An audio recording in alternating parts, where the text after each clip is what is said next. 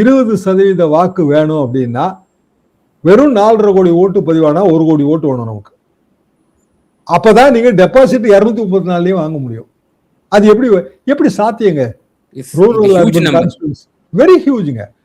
Rural urban கான்ஸ்டிட்யூன்சியை நீங்க பிரிச்சு பாருங்க.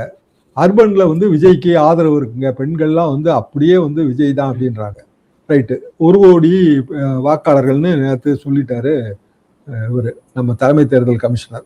அதாவது 30 வயசு கீழே 29 வயசு வரைக்கும் 1 கோடி வாக்காளர்கள். 1 கோடி வாக்காளர்கள் ஆண் பெண் பாதி 50-50. ரூரல் அர்பன் அதுலயும் பாதி 25-25.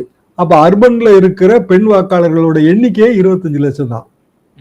அர்பன் ஏரியால விஜய்க்கு செல்வாக்கு இருக்குன்னு அவரே தான் சொல்றாரு. சென்சி ரூரல் ஏரியால அவங்க பிரச்சனை தானே பாக்குறாங்க. அர்பன் ஏரியால இல்லங்க, சினிமா ரசிகர்கள் விஜய்க்கு ரொம்ப ஆதரவு இருக்கு.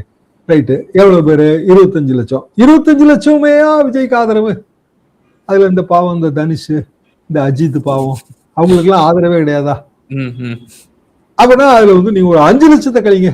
அப்ப 20 லட்சம் பெண்கள் ஆதரவு 30 வயசு வரைக்கும் உள்ளவங்க விஜய்க்கு. 20 லட்சம்னா 4.5 கோடி ஓட்டுல எத்தனை சதவீதம்? 5%. 5%. அது கூட வராது. 4.5 தான் வரும்.